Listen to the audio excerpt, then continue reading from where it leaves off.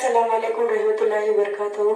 सफा Urdu primary school कबूरबाग वागी road Wazirabad Nanded की जानिब से ऑनलाइन तर्ज तालीम के तहत आज जमात हफ्तों मजबूत तारीख की दरसी किताब में से सबक नंबर 2 शिवाजी महाराज से कबल का भारत। आज हम इस सबक का मुताला करेंगे।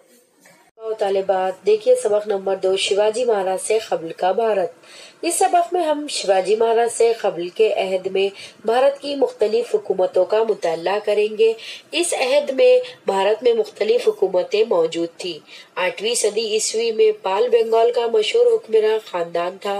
वस्ती हिंद में गर्जर प्रतिहार हुकूमत ने आंध्रा, कलिंग, विदर्भ, मगरबी काठेवाड़, कनौज और गुजरात तक वसअत हासिल कर ली थी। शुमाली हिंद के राजपूत खानदानों में गढ़वाल और परमार अहम हुक्मरान खानदान थे। राजपूतों के चौहान खानदान में पृथ्वीराज चौहान निहायत बहादुर राजा हो गुजरे हैं।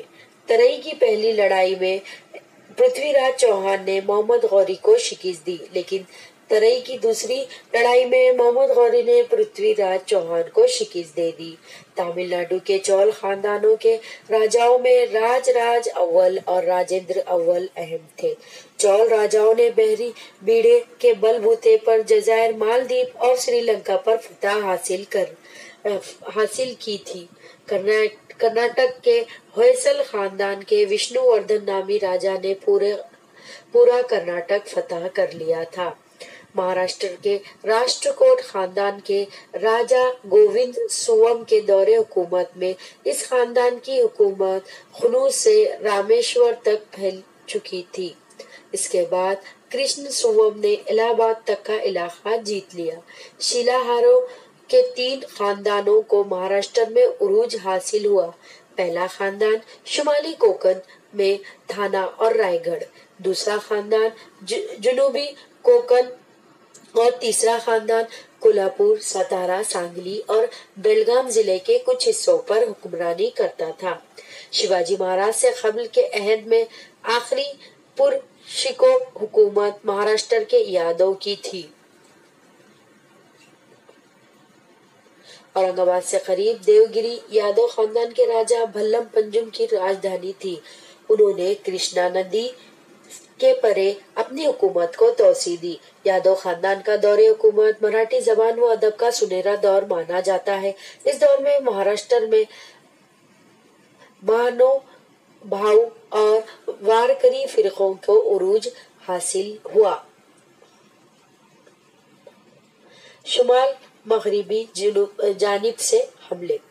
महाराष्ट्र में राष्ट्रकूट और यादव जैसे मुकामी खानदानों की हुकूमत थी, लेकिन शुमाल मगरबी जानिब से आने वाले हमलावरों ने मुकामी हुकूमतों को जीतकर अपना इख्तिदार कायम किया।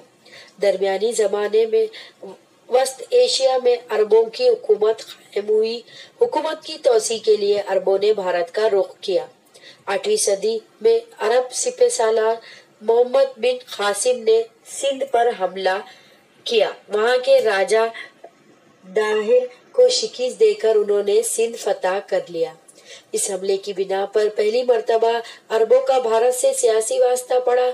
इसके बाद के जमाने में एशिया के तुर्क, अफगान, मुगल भारत आए और उन्होंने भारत में अपना इख्तिदार कायम किया। 11वीं सदी ईस्वी में भारत पर तुर्कों ने हमले करना शुरू किए। वो अपने इख्तिदार को बढ़ाते हुए भारत की शुमाल मगरबी सरहद तक पहुंच गए। गजनी के सुल्तान महमूद ने भारत पर कई हमले किए। इन हमलों में उन्हें मथुरा, वृंदावन, कनौज और सोमनाथ के खुशहाल मनादिर से बड़ी दौलत हाथ आई, जिसे वो अपने साथ ले गए। नेक्स्ट टॉपिक है शुमाली हिंद की सुल्तानशाही। 1175 और 1178 में अफगानिस्तान के इलाके गौर के सुल्तान मोहम्मद गौरी ने भारत पर हमले किए।